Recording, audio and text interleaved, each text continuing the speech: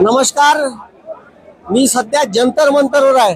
लाठीचार्ज झाल्यानंतर दुसरा दिवस. ह्या तो आपल्या नागपूरचा पोरगा आहे, ज्याच्यावर 25 पोराने एकाच वेळेस लाठीचार्ज केला तरी भगत सिंगासारखा उभा होता.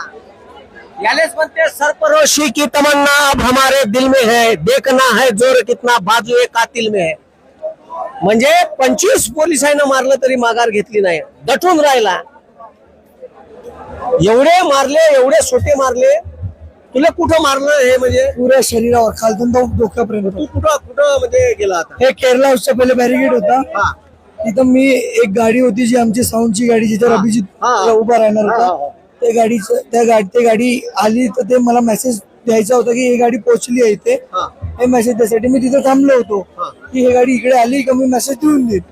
तर त्यासाठी मी थांबलो होतो. ते पोलीसवाल्यांनी माझ्यावर आणि या कोर टीमचा मेंबर होता. मी कोर टीमचा मेंबर आहे आणि 25-30 लोकांनी मला मारलं तिथे. तुझा व्हिडिओ आणि त्यांनी शिवीगाळ करू मारलंय.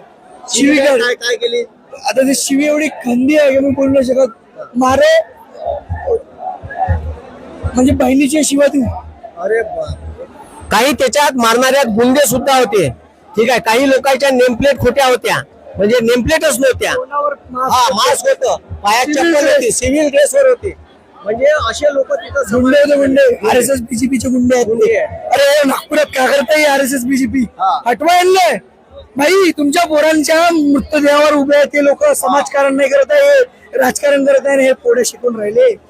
बंद करा यांचं हे ढोंगी. अरे आपल्याच लोक इकडं कुठल्याही पदाचे आला भाकऱ्यांच्या आमिष पदाचे यांचे पद हे स्वीकारा नको रे. तुम्ही आपल्या समाजातल्या पोरांच्या मृतदेहावर काल लाठीचार्ज केल्यानंतर ठीक आहे, हे पोराच्या चपला इथं आणून ठेवले आहे.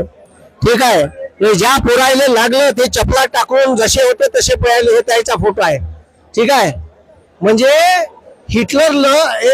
हिटलरनं ठीक आहे 4000 ज्यू लोकायले इटलीच्या आपल्या जर्मनीच्या चौकात, बर्लिनच्या चौकात गोळीबार करून मारलं होतं. तर त्याचा ठीक आहे तिथं संग्रहालयात ढीग आहे. तर इथं हा असा संग्रहालयात ढीग ठेवा लागला. अजून अनेक बुट असन का जिथं फेकपात करण्यात आले वेगवेगळ्या ठिकाणी, कोणाला मारण्यात आलं. त्याचे हे बुट आहे, चपला आहे. लाज वाटायला पाहिजे मोदीले. याची हाफ चड्डी सोडवा तुम्ही, तुमच्या हातात आहे. तुमच्या गावात हे आमदार खासदार आले तर सालेले अशा मारा सालेले का हे साले ऐकून नाही राहिले. सदस्य नगरपालिकेचे सदस्य, नगरपंचायतचे सदस्य आणि ग्रामपंचायतचे सदस्य आणि अध्यक्ष आणि सरपंच यांना मला एकच सांगणं आहे, अबे तुम्ही आपल्या पोरांच्या जीवावर खेळून राहिले का बे? सळल्या पार्टीले अबे इथं विचारा, इथं लोकांना विचारा किती लोकांच्या अंगावर यांनी 307 केले आहेत, किती लोकांचे खुने यांनी केले आहेत, किती लोकांच्या खुनांनी यांचे हात भिजलेले आहेत. अरे यांचे आरएसएस आणि बीजेपीचे लोक स्वतः सिव्हिल ड्रेसवर लोकांना मारले. यांच्या काट्याला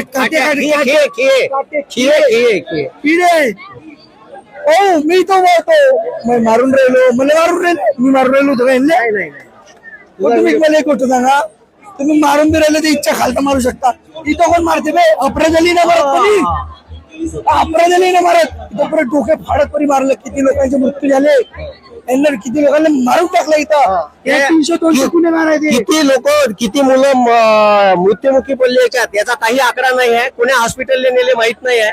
अरे पुष्कळ लोक कुठं गेले, का गेले, कोणत्या नालीत पडले त्याच्या अंदाजा नाहीये.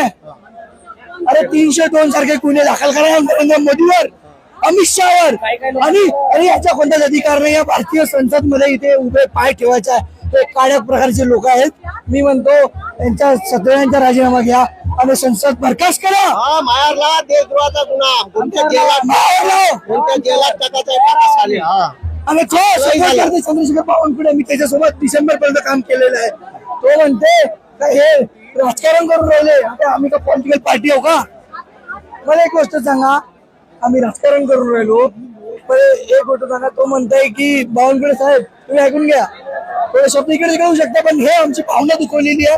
आमच्या पोरं मेले, तुमच्या पोरांना मेले, नाव घेऊन बोलू शकतो, नाव घेऊन बोलू शकतो. ना बाजूवाला मेला, नाव घेऊन बोलू शकतो बावनकुळे साहेब. अरे मला सांगा, पेपर तुम्ही म्हणता पेपर लीक पहिले अगोदर होते, आजी माई पहिले बी होती, आता नाहीये. तुम्ही आज मंत्री आहात, उद्या नारायण समजा ना. सत्ता येईल आम्हाला आम्ही त्यासाठी इथं उभा आहो ना. का पहिले जे झालं ते नाही झालं पाहिजे म्हणून आम्ही इथं उभं होतो. पुन्हा संसद बरखास्त करा. आम्हाला हे असे नेते पाहिजे. आपण बरखास्त करू साल्याची. हे भारतीय जनता पार्टीचे गुंडे, हे टेररिस्ट ऑर्गनायझेशन आहे. हे टेररिस्ट ऑर्गनायझेशन आहे. हे पाठी दाखवून द्या चपला. आणि याच्यापेक्षा अत्यंत चपला बाहेर पडू नये. कोण कोण लोक कटरामध्ये पडू नये. कोण कुठं आहे? मागे तुम्ही पाहू शकता आमची सुद्धा हे माझ्या हिथल्याच एका प्रोटेस्टरची त्यांनी मला चप्पल दिली की बाबा पोराच्या बॅगा होत्या इथं, बॅगा गिगा सगळ्या फेकपात केल्या. कामठीचे लोक, आम्ही कामठीचे लोक निषेध करतो. आणि माझे जेवढेही नातेवाईक आहे, मी सांगतो, मी एका आलो असेल एका जातीचा, पण मी मला एक गोष्ट सांगतो, जातीचा नाही, भारतासाठी लढा. आणि माझ्या सगळ्या लोक, माझ्या सगळ्या रिश्तेदारांची मला एकच बोलणं आहे की हे आपल्या कामठीमध्ये उखाडून फेकायले. हे साले आपल्या पोरांसाठी नाही लढत, हे साले स्वतःच्या खिशाई फरासाठी आणि आपल्या पोरवारासाठी लढते. साले यांचे पोरं जातात रे बाहेर आणि आपले पोरं साले वावरावर नागरत राहते. समजा हे सत्य भावना आहे, त्यानं सांगितली. याच्यावर तुम्ही लक्ष द्या, ठीक आहे ना. आपल्या गावात जर आता एखादा बीजेपीचा आमदार खासदार आला तर जसं आपल्या पोराले मारलं नाही तर तसं सुखवास आलेलं. नगरपंचायत मध्ये 17+1 एवढी बॉडी आहे नगरपंचायतची. एकही नगरसेवकानं, एकही नगरपंचायतच्या अध्यक्षांना बोललेलं नाही.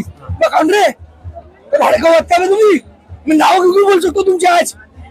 आज बोलू शकतो तुम्ही. उचलला का मुद्दा? किती पोरं 15-20 हजार रुपये कमवणारे लोक आहेत ते कुठे जा गेले?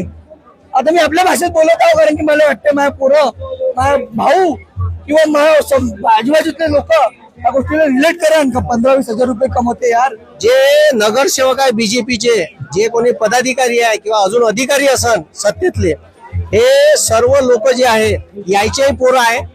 जे पोलीसवाले आहे इथं त्याचे पोरं आहे. उद्या त्याच्याही पोराला आत्महत्या करायची वेळ येऊ शकते जर नीटचा पेपर फुटला तर. आणि तुमच्या भविष्यासाठी लढत आहे आम्ही, ठीक आहे. हे लक्षात ठेवा. त्याच्यामुळे लाठीचार्ज करायच्या पहिले विचार करायला पाहिजे होता, ठीक आहे. किती काय कोणी ऑर्डर दिला तर या देशात तुमचा स्वाभिमान काय म्हणते, कायदा काय म्हणते हे